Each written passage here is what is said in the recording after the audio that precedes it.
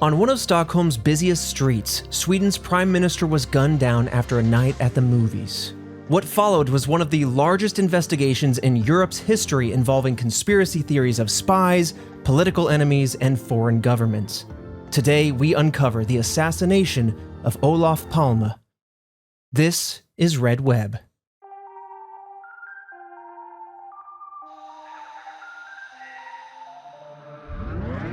Welcome back, Task Force, to another episode of Red Web, the podcast all about unsolved mysteries, true crime, and the paranormal. I am your resident mystery enthusiast, Trevor Collins, and joining me hearing this case for the very first time, Alfredo Diaz. Sounds political, so it's going to be a rabbit hole of just, I don't know, spy thriller stuff in my head. I've Mr. Miyagi'd you well over these 4.5 years. Yep. Yes, indeed. You prepared me. A lot of rabbit holes, a lot of conspiracies, a lot of things to uncover. It's a huge case. I want to jump the gun on this one to kind of really, it's a prime minister of Sweden, so you imagine it's going to be. But fun fact, it's worth mentioning, this case was so large, investigators interrogated over 10,000 people.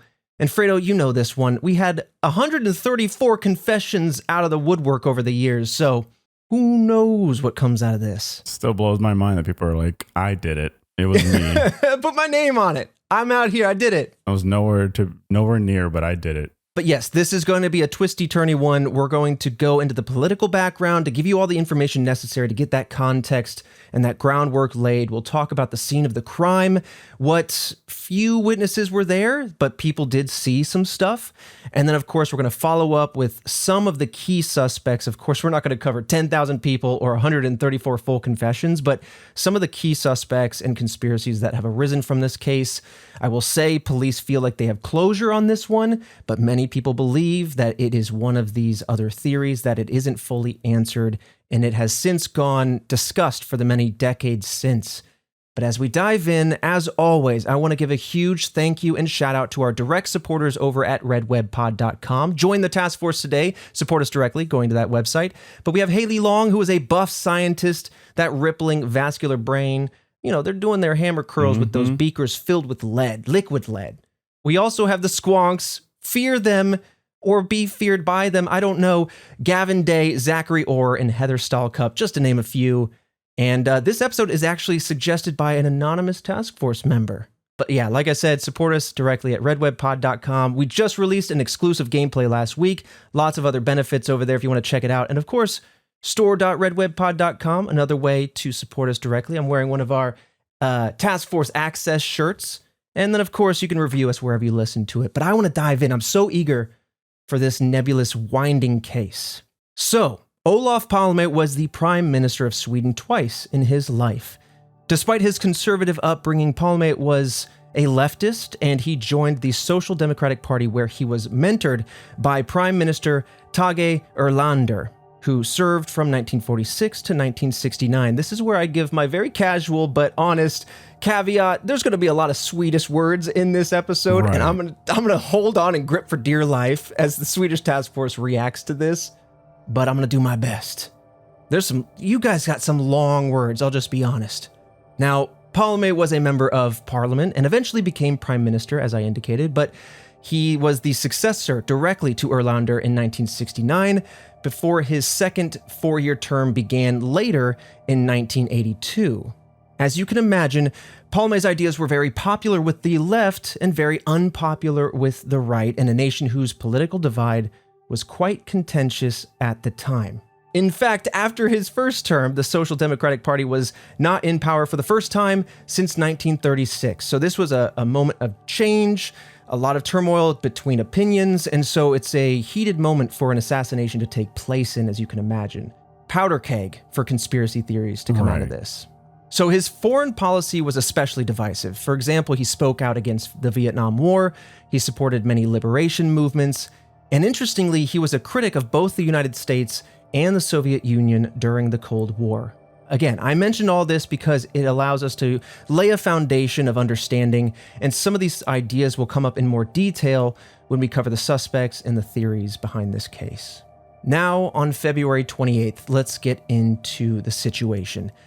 1986. Palme took his family to the movie theater in the capital city of Stockholm to watch the Mozart brothers. Interestingly, this was a last-minute decision, and as such, Palme had already dismissed his bodyguards for the day, initially planning to turn in for the evening. I want to say that it does stand out as an interesting moment. He got rid of the bodyguards and now he's kind of unguarded, but this wasn't particularly unusual, as Palme historically preferred going without his guards to personal events. I could see that, you know, you kind of just get used to being safe and then you want a little piece of your life normalcy back. 100%. Yeah. You know, when you're going to a dine with the lady, a little theater with the family, you don't want some burly guys in all darked out suits, like, you know, standing with their arms crossed behind you. It's a mood killer, you know? Yeah, no, it definitely is. So he and his wife, Lisbeth, planned on meeting their son and his girlfriend at the theater at roughly 9 p.m. So we have the parents, the son, and his girlfriend.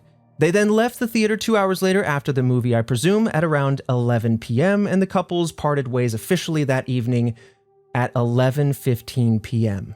At this point, Olof and Lisbeth Palme are once again by themselves, and they are walking south on Sveavägen, a major street towards the train station is where they're headed. Along the way, they stop to look at things in the shop windows. They cross the street to walk down on the other side of the street. It's one of those very busy streets, even though it's late, it's just one of the primary streets of Stockholm. Now, a few minutes later at 11:21 p.m., 2 shots rang out as someone on the street first shot Olof, and then secondly, Lisbeth from behind.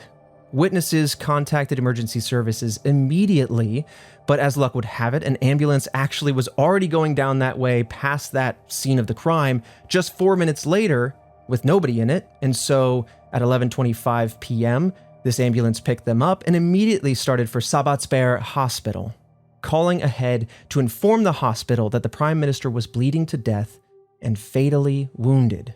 At 12:06 a.m., Olof was pronounced dead upon his arrival. Lisbeth, however, survived the shooting as the bullet simply grazed her back, obviously wounding her, injuring her, but she survived.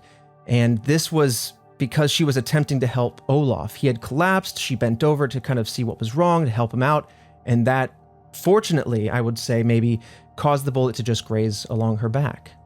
Oh, wow. So this is the background, the crime. Anything stand out to you so far before we head into the investigation of this particular case? I mean, just going into a public street, you know what I mean? Like, what are you going to do? Not continue the rest of your life, but you just never know when something's going to happen. Right. I would think that, like, if there were, I don't know, you're a political figure. I'm sure there's always someone pissed off at you. But like, if there was any heightened arguments or emotions as of late, right, maybe take it easy, take precaution. But again, like, years and years, you just kind of get comfortable, and then, you know, it's just like you're riding a bike, you know? Yeah. I'm sure every once in a while you're like, maybe I just don't wear a helmet today. You know what I mean? I just want to go, I'll go slow, be careful, feel the breeze. And it's like, well, that could be the one time, right? Sure. I mean, especially since this is years after him being in Parliament. He had already served 1 year or 1 term as the Prime Minister. Many years go by. This is his 2nd term now. And so, yeah, I can imagine a sense of security, even in a heightened political environment.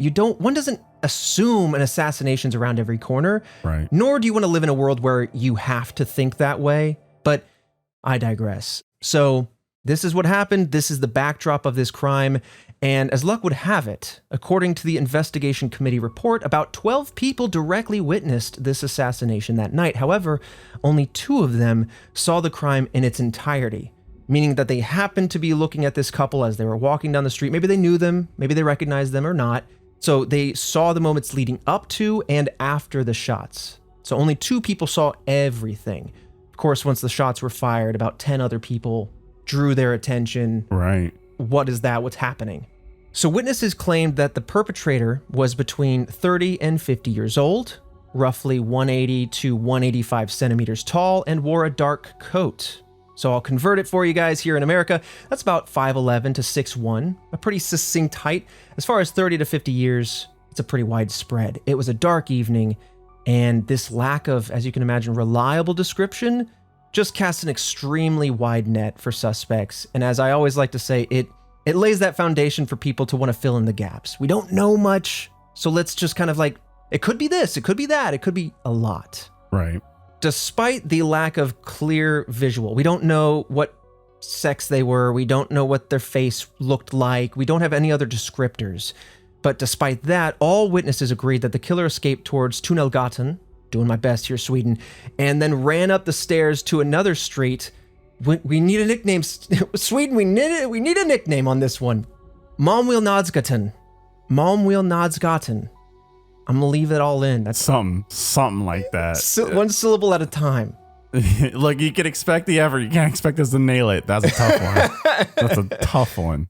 I think Gatan at the end, and I'm putting a French twang on it, I think that means street. So it's, I'm doing, we got this. But basically, whoever did this, the perpetrator escaped towards street A and then ran up the stairs towards yet another street. And so this is what the scene is laid out as.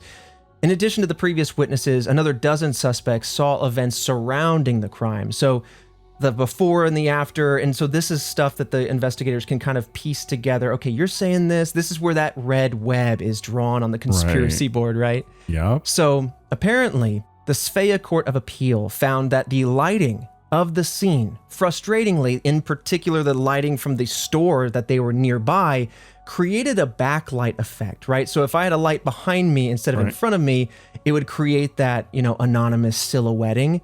And so it made it nearly impossible, I don't know if it was planned, for anyone to see the killer's face or any of those details, which is why we don't have them. Damn. I don't think that was planned, but yeah. Look, the killer just happened to stumble upon a very cinematic, I guess, kind of like backdrop for themselves during this moment. Mm-hmm. That happened to benefit them in so many different ways. Little cheat code. I mean, it's already nighttime, Yeah. But they're away from a street light. They're backlit from a local store. Yeah, there's no way that was planned. Right. I'm gonna wait till they happen to walk this way and happen to go by this store with its light on at 11:20 p.m. Exactly. So, talking about the Swedish legal system, there are 3 levels of courts. You have the district, which is the local or general, the appellates, which is the appeals level, and then the supreme, in order of increasing authority and importance. The appellate courts review decisions made by the lower courts. This was the Svea Court of Appeal, which would be that middle tier there. So the killer likely used, coming back to the scene, a .357 Magnum revolver, possibly a Smith & Wesson based on the bullets found at the scene of the crime. The Smith & Wesson was the most accessible and widely used revolver that fired this caliber, hence why police believe that this was the particular brand used to fire the .357 caliber. And if I do remember correctly, the reason why people like using revolvers is just they're one of the most reliable handguns. That's what I hear. Yeah. I don't want to listen. I feel like you put all the knowledge together from all of our episodes and you end up with a terrible how-to, be backlit, grab a revolver, wait till 11:20 at the local store. This is not a how-to. It's not a how-to. It's not. But revolvers are reliable. Just factually speaking. Least likely to jam. Not that it's something that's common, but... Right. It's not a Magnum or a clip or what have you that, scrolls the bullets up. It is instead, what you see Dirty Harry do or anybody playing that whatever the game's called where you spin the barrel and you click in it. There it is.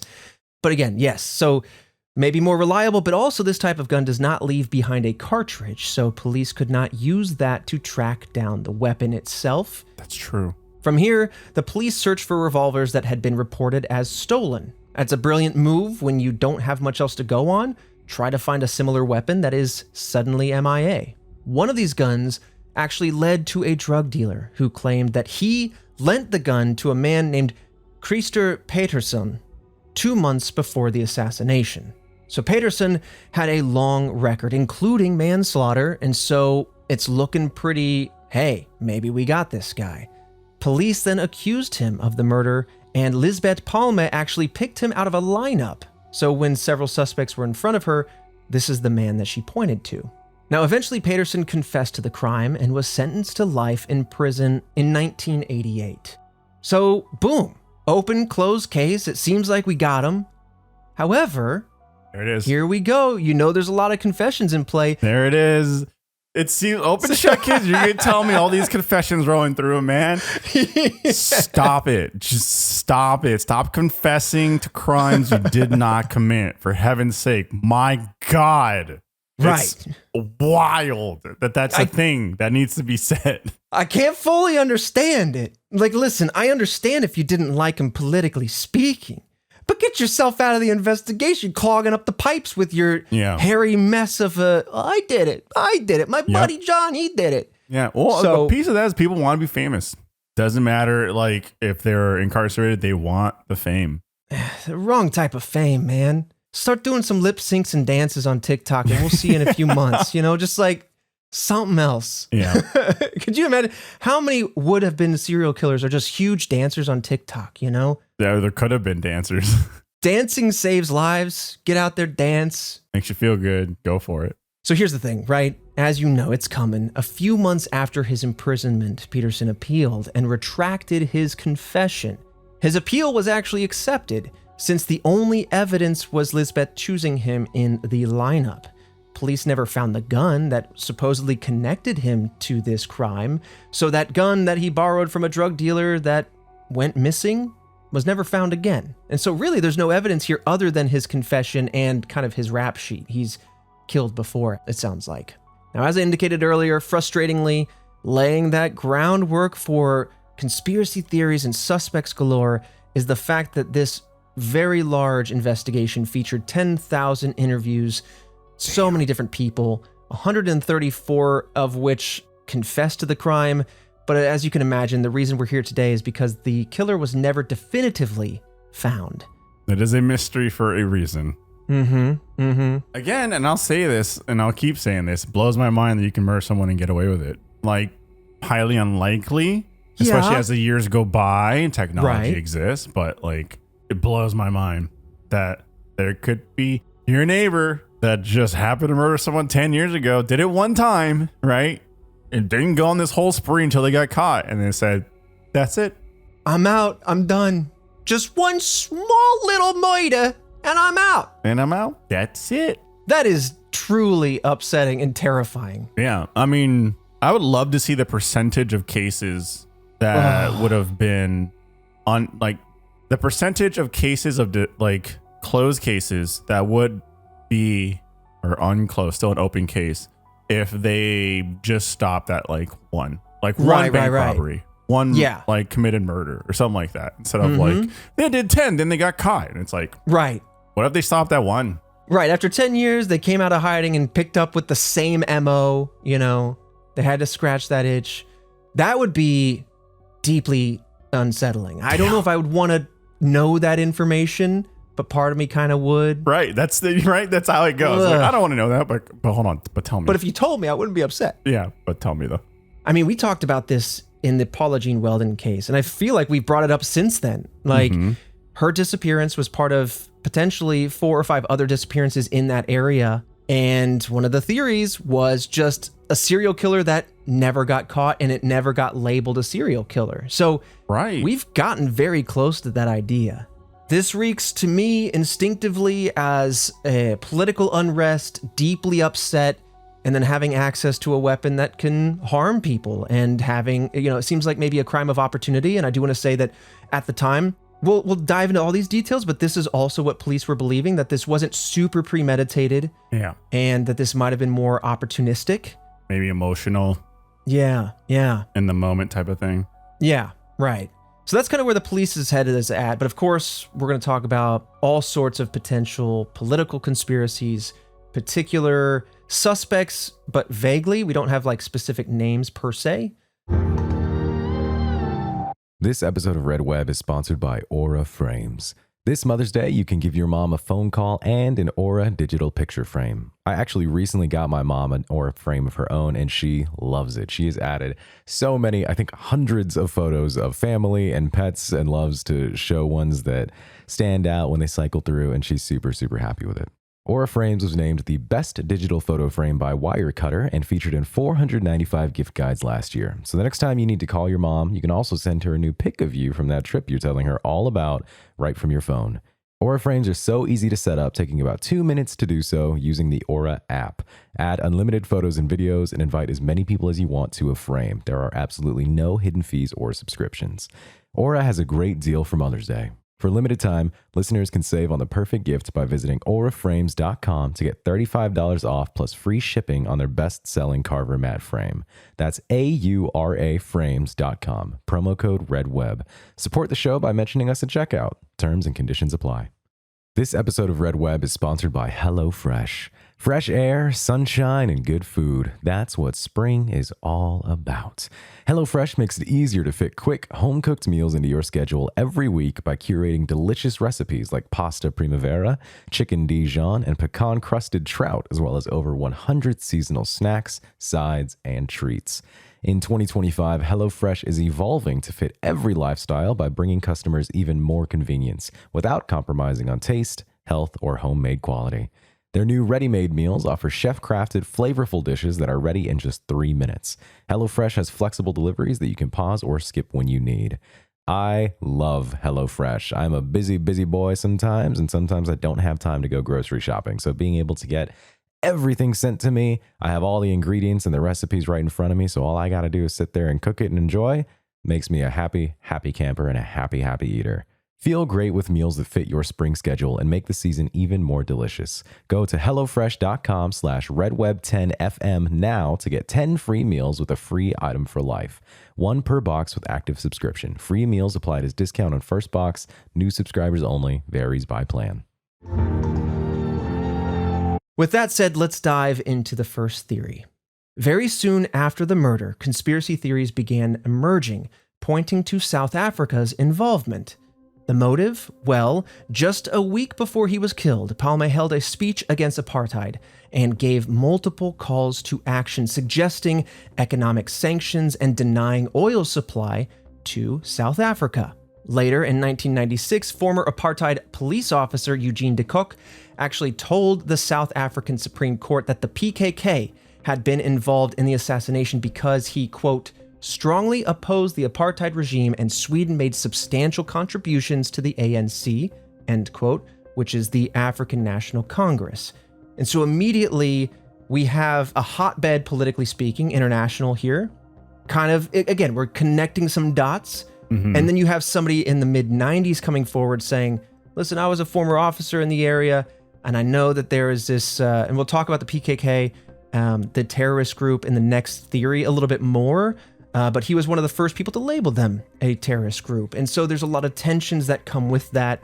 Yeah. And especially with this guy saying, because of his strong opposition to it and his contributions to the other side of that conversation, maybe that's why, you know, as he says, Eugene de Kock, he says that, or claims that South Africa sent a spy to assassinate Palme. Though when he was questioned, this is an anonymous spy now, this spy was questioned and they themselves denied this. So there is some information being withheld, but this is as much as we can kind of pull out. Yeah, but here comes the game of like hearsay. He said, she said, can a lie detector actually be provable? Is it 100% accurate? Certainly not. Can you believe this person versus that person? Or can this theory simply exist to continue to heighten tensions, right? Could it serve other motivations, right? Now, multiple officers or individuals involved in the apartheid were named as the killer, though no evidence was found to prove any of those claims or any of those individuals. So ultimately, the Swedish government could not find any real proof of South Africa's involvement, leaving us with an interesting theory, and I would say lots of finger pointing within that theory. So it could be old apartheid officers turning on one another, having changes of heart. There's a lot of other motives within this, but the fact is the Swedish government's saying, we looked into this, we don't believe that this is the theory, but it's still a prominent one. But that takes us now a little bit into this next theory. And this was another one of those early on theories. So I do appreciate that when sometimes when you look back over the decades, people start to go, oh, what about this and that? You learn some stuff, you add some stuff. But what's always interesting is theories of the moment. Right out of the gate after these crimes happen, who are the suspects? What is the zeitgeist of the 80s thinking, right? So this was another one of those early theories. and it involved the Kurdish Workers' Party, the PKK, and it said that basically they were responsible for this assassination. So the PKK, to give more context to the previous theory, are a militant political organization, and at this time were fighting with Turkey for a Kurdish state and against forced assimilation. A lot of political nuance. I have to admit my ignorance on the matter, but I'm kind of simplifying something very complex. And ultimately, how does this involve Palme? Well, his administration was among the first to label the PKK as a terrorist group, and many other countries followed in labeling the PKK as terrorists in later decades. In 1971, kind of going back in time a little bit here, multiple Kurds living in Sweden were extradited for supposed connections to the PKK.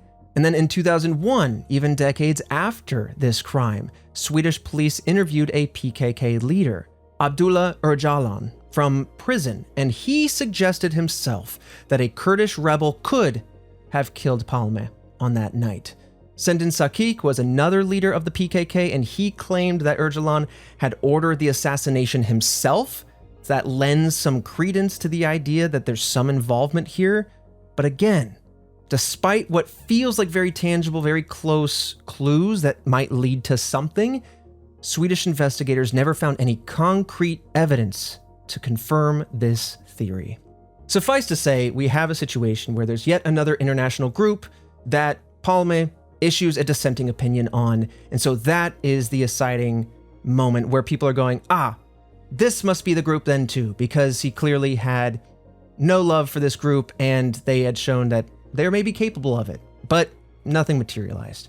Now, this is where things start to get a little more interesting. We move away from the international landscape into more specific individuals.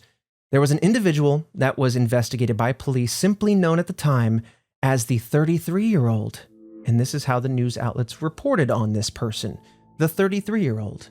And the name of this person was later revealed to be Victor Gunnarsson. So Gunnarsson was a right-wing activist connected to some extremist groups. The day after the assassination, there was actually a witness that contacted police about a man that she met in a coffee shop just a few blocks away from this crime, who seemed to be making open yet violent comments about Palme. So we have reports now coming in from the area. Hey, there's somebody I'm overhearing. The way they're talking, I don't have any quotes, but sounds like violent comments about this now victim. Other witnesses claimed that he said, quote, blood will flow, end quote, because of Olof, according to Swedish news outlet SVT. So there's not much else to say about this individual, except for what people are reporting that he's saying, and the fact that politically speaking, he's on the other side and he's quite active in that regard. In fact, he's with some of the extremist groups, but early on, he was arrested and then released. He was interviewed many times, but no concrete evidence was ever uncovered around Victor Gunnarsson, aka the 33-year-old. Yeah, I mean, they're just being disrespectful, and you gotta take them in, got to get a look at it.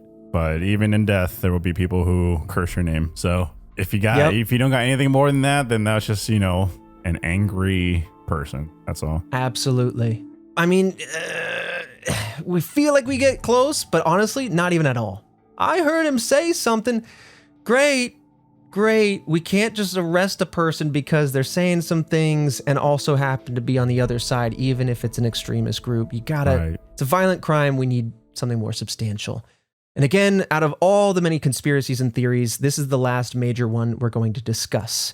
And this is the idea of the Skandia Man. So in 2018, an article from Swedish magazine Filter by Thomas Pettersson theorized that a graphic designer named Stig Engström was the sole assassin for this crime. Engström openly disliked Palme, so bad start here, but the day after the murder, he told police and the media that he was the first witness to arrive at the scene of the crime. News outlets then nicknamed Engström the Skandia Man, and he was very vocal to them about his supposed involvement in the case.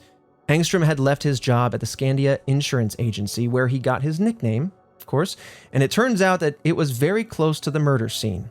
He claimed that he happened upon the body when he exited the gate of his building. And one question comes to mind. I don't know the hours of Skandia Insurance Agency, but you're leaving work at 11:21 p.m.? Yeah, that's pretty late. It doesn't seem to connect the right dots, right? This Time-wise, why would you why you got to be closed by then. I would think so. And you know, maybe you're burning the midnight oil, crossing some T's, dotting some I's, but I doubt it's the 1 in a million that loves, insurance. You know, he's You know what I real mean? passionate about saving you money on your car insurance. That's what I'm saying. I doubt it's the one dude. Geico's scared of him. State Farm, Jakey's coming for you. Yeah. So I doubt it's that. So Yeah. it's very suspicious. It's very suspicious, and it smells an awful lot like there is that type of person in a lot of these true crime cases that comes forward flaunting all this information that somehow they know. Oh, I was at the scene. I was a witness. I know these things. But it always smells so much like they're the ones that did it. You know so much because you're too close because you did it, right? Right. That's what it starts to feel like anyway. So coming back now to his statements, what he's saying about the case, he claimed that he tried to help save Olof Palme at that time. Crime happened. Maybe he doesn't even know who he is, but someone's down on the ground after a gunshot. He's there on the scene trying to help, he says. Now, he was considered a suspect initially right out the gate at that time, since he was supposedly, again, first on the scene and had a strong dislike for Palme. Police theorized that the murder then would not have been premeditated. Perhaps this was just a crime of opportunity because this is where he worked. And maybe he happened to leave work and, oh my God, maybe I'm in a heated moment. Maybe I have this opportunity to do something I didn't even think about, right? Just had a gun on them, I guess. You never know what happens in insurance, baby. You know, it's the most exciting industry you could be in, and maybe that's why he's got the. You know, Indiana Jones was a teacher, a professor. Well, that's true. That's true. Never questioned the tombs and catacombs that this man might have been tumbling through. But yeah, he was prepared for a good adventure at all times. This episode of Red Web is sponsored by Huel. If you're constantly on the move or just tired of skipping meals, Huel, spelled Huel, has you covered with their Black Edition ready to drink. It's a complete meal in one bottle with 35 grams of protein, 27 vitamins and minerals, high fiber, and low sugar. So you feel full, focused, and ready for your day. No prep, no cleanup, just grab and go. Huel's already sold over 500 million meals around the world, and now it's your turn to try it. New customers get 15% off plus a free gift at Huel.com when you use our code REDWEB. Don't miss out. Try it today. As I said, I am a busy boy, and sometimes I don't have time to make a meal, so that's where Huel comes in clutch. I can just pop open a bottle, drink it, and know I'm getting everything that I need. That's 15% plus a free gift for new customers using our exclusive code REDWEB at Huel.com. Please see our description for the terms and conditions. Skip the stress, not the nutrition. Try Huel today for complete nutrition, bottled. Here's the thing. As with many of the other suspects, police could not find any evidence to continue investigating him. So this is where things get a little wibbly-wobbly, timey-wimey. So early on, he's brought in kind of as a suspect. He's later released on the fact that they don't have much evidence to go off of. And then in 2018, he's brought back onto the table as a suspect after Thomas Peterson's article in the Swedish magazine Filter. So that's where I started, because like as we are sitting here in 2025, like he's on the table, but at the time he was kind of released of that. They're like, I'm not seeing anything. But anyway, in 1992, actually, Engström visited the home of journalist Jan Arvidsson to talk about his supposed experience. So he told Arvidsson that he believed this was a crime of opportunity. He's kind of agreeing with the police here. And that if he were the killer, ooh, this is an interesting hypothetical for a suspect to take. If I was the killer. Oh, here we go. If I was, why would you say that? You know what I'm saying? If I was the killer, actually, that's how I would go about it. Right. In our little novel or our little book, hand guide, we're going to have a whole chapter on why you shouldn't say if I, hypothetically speaking, was the killer. Exactly. So here's what he said, quote, I personally would have used a more versatile weapon, a smaller caliber. End quote. Doesn't really expand on that. And maybe he thinks, again, let's presume guilt for a second. Maybe he thinks, this will make me look innocent, even though I'm a suspect, because I would have used something else. My mind would have been elsewhere. presuming innocence, that's a strange thing to be saying. That's how that works. Yeah. Interestingly, there were no other witnesses that could definitively remember him, of all these people seen at the crime, him being at the scene, let alone in the manner that he described, right? Again, he's the first to arrive at the crime scene itself. He's trying to help Olof. Yes, it's dark. Maybe they can't identify him specifically, but his story's not lining up with the dozen or so people that then saw the aftermath. I didn't see anybody bend down, try to help him out, right? Right. So maybe he just made this all up. It just like I'll always say this, the most annoying thing about like mysteries, it's just the people that are just making stuff up because they want to be a part of it. Right. Out of just like, they're just trying to service themselves and their egos a lot of times. Or it's just like, I just want to be a part of it. I want to be a part of the story. Or I'm going to add this part of the story because you may have heard of this story, and let me add my random lie and BS just to spice it up to get a reaction out of you. So I could be this grand storyteller. Right. It's like, come on, we're trying to solve mysteries and murders here. Mm-hmm. You got your attention, but on the other side of that transaction is just misdirection and fumbling up all the evidence. Like, get out of here, dude. You just shoo them out. Just get on now. Yeah. That reminds me, and I want to drop this here in the episode because Task Force, I've really been noodling on this one. And Fredo, this will obviously be a surprise to you, but like, we covered the I-70 killer, the Strangler. And like, I believe there's a docuseries now on Hulu talking about the Fox Hollow killings. And one of the people in that episode that we talked about, this is before that docuseries came out. I think it came out weeks after. We gave the anonymous name that he had, the pseudonym. Mm-hmm. Now, I think it's Mark Goodyear. Maybe that's the name. But there's a guy, the survivor, right? The one survivor from that case is now in that docuseries. And he's doing too much. Like, he is a suspect and he's doing all this like giving information, but suddenly now you seem to have too much information and people are starting to think that now you're a suspect. Were you in on this? And is this why you survived? Like, it's just another vivid example of people doing too much, getting involved and wanting attention. He even says in the episode, he's like, I want to know what your viewers think of me. Do they think I'm the guy that did it? Do they think I'm an innocent guy that got away? Do they think I'm a survivor? What do they think? And then he's got this like uneasy laugh to him. It just seems like it's clear as day. This person is just, he wants attention. He wants to be talked about. He wants to be the famous person of the case. And it's just like, dude, you're just... I know. I don't want to feed it, but if you got more info, though, I got it, I mean, that's the thing, right? Like, people will stick around for situations just to get more info. And it's like, okay, yeah. At what point do you eject, though? Right? Or you go, it's just not worth it. Yeah. I want to reiterate, Thomas Peterson's article is what brought Engstrom back into the investigation in 2018.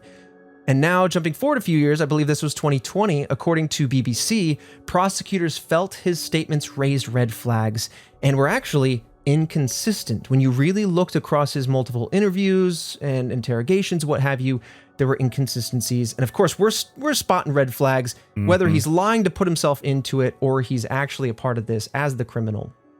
Red flags. Chief State Prosecutor Krister Peterson, which is a different Peterson, this one with a K, the previous one with a CH, claimed in a June 2020 press conference that Engstrom was the most likely suspect. However, this claim was made after his death, and his death was back in the year 2000, so there's really, unfortunately, no way to really confirm this claim. Peterson claimed that he has evidence for this, and he can prove this, but he has never proven it publicly, which is another recent frustration we've had on this show where people are like, I can prove this fundamentally, but I will tell someone and they will swear their silence and it will be anonymous. Yeah. Period. Yeah. That's we talked about that recently. Yeah. I believe that was Stargate Project with the remote viewing. Or maybe, who knows? My brain might have been scrambled after talking about that one. We got a CIA agent just going, stirring my brain up with their strong mind. Ultimately, though, Peterson said, quote, how he acted was how we believe the murderer would have acted. And, quote, we've come as far as we're able to come when it comes to a suspect, end quote. So, putting it in less confusing terms, it sounds like after all the possible evidence, after all the possible interviews, interrogations, investigation, this is as far they feel that they're able to come on this particular investigation. Yeah. It will probably remain unsolved, but it sounds like Peterson thinks he's got the answer, and that's as good as it's gonna get, unfortunately. Yeah. It's unsolved for a reason. And just, again, someone took his life and gone to the wind, which is like baffling. Mm-hmm. And I think that I'd be nervous every second, every moment that I would just be found out. You know what I mean? Something cracked or some new technology that could re-enhance the DNA at the scene or some random sci-fi stuff. Yeah. You drop one of those little hologram marbles on the floor and it goes boop, boop, boop, boop, boop, and then it just shows you. Yep. So to close this whole thing out, police have since closed this case. It doesn't mean that there's an answer, but they believe, I feel, that as much as they're going to find has been found, and so they have since closed the case. However, many consider this assassination to be firmly unsolved, right? Yeah. Talking about Lisbeth Palme, the wife who survived the assassination, she firmly believed that Christer Peterson, who I mentioned quite early on, the one who borrowed the drug dealer's gun, that he was the one who killed Olof. And she believed this all the way up until her death in 2018. This is the person I believe that she identified in a lineup. And then, of course, you have the chief state prosecutor, Christer Peterson, a different Christer Peterson, ironically, similar name, that firmly believes that Engström was the one that did this. The insurance agent, the person who said he worked in the area and left work, that he was the one that did this. But interestingly, in June of 2020, there was a poll done by SVD, a Swedish news source, that showed that only 20% of the people that responded to that particular poll in the area believed that Engström was the killer. So the public is really divided on Engström, at least, saying 80% don't think it's him. So ultimately, regardless, it points to the public's agreement that we don't really know what happened. We don't know who it is. There's some interesting dots to connect, but forever this might be a cold case. It's gonna be a cold. Dude, everyone believes it's some other person. Like, yeah, and firmly too. Yeah, well, everyone's got their foot at a different camp, and there's, there are some good suspects here, but ultimately, like, nothing's coming to light. And what else can you really put together or dig up from this to solve it? You know what I mean? I mean, we haven't ruled out aliens. I want to put that out there. It's true. Someone could have beamed down with a gat. You know what I mean? That's exactly it. Popped off, and then all of a sudden just right back out of there. I swear to God, Predator 2, there was a revolver in that spaceship. He did have like a flintlock pistol. That's true. He had a flintlock pistol from the 1700s. Mm-hmm. He got it from the dude in Prey. Yeah, dude, that was a cool loop around. That was a cool loop around. Continuing this tangent, they just announced because there's two projects. There's Predator Badlands, which is supposed to come out, live action movie, and then there was an Unknown Predator project, but it was suspected to be like an animated series, and it looks like that's true. There's like a poster. Okay, I love this universe. I love it building. Prey was great. I really enjoyed that one. Yeah, it was a good one. All right, well, as you can tell, Task Force, we love ourselves some good movies. All sorts of movies. Recently, we've covered a heist movie. I don't know if that's out yet, but I'm so excited we finally covered Inside Man. We recorded that today. Movie. So it's coming along. Maybe that's this week's episode. We don't know yet. But lots of movies covered over on the Patreon page, redwebpod.com. Fredo hosts the Movie Club podcast. Fredo, we want to break it down a little bit? We each pick a movie, we rotate around, and we bring it to each other and the audience. We watch it, we break it down, we give our opinions on it. Some are amazing, and some are absolutely trash, and we love watching both, to be honest. From classic to crap, we got to get them all. There's some good laughs in there, but then there's some really good movies that we've covered. Oh, yes. And of course, there's always stuff going on. To thank you all for your direct support at redwebpod.com. It is the number one way to support us, truly. It is the most stable form of income. It's the greatest form of income we have. It's why we're able to do this podcast. So we have like monthly gameplays on there now. We also do monthly bonus show called Break Room. So if you want to know more about us as individuals, the entire team, including Christian and Jillian, we talk about what's going on in our lives. We hang out with you guys. You can listen to that episode, get recorded live every month, and be part of the conversation. And then, of course, we upload that later for you guys to enjoy. But lots happening over there. Store discounts, Just like right now, we earlier this month, we wrapped up the Mystery Madness. Just a lot of ways to engage with you guys, hear from you all, the Discord where you can theorize. But of course, if you're already a Task Force member, you can support us freely by reviewing us wherever you listen to podcasts. That boosts us in the algorithm, surfaces us to new people who might like mysteries and want to hear what we're talking about and expand the community a little bit. Yeah, and it shows that we've been on, top of some Spotify lists a lot recently. Dude, we got double featured the other week. Yeah, which is absolutely awesome. So anything goes a long way. So thank you guys so much. Absolutely. All right. And with that said, Fredo, I'll see you right back here next Monday for yet another mystery.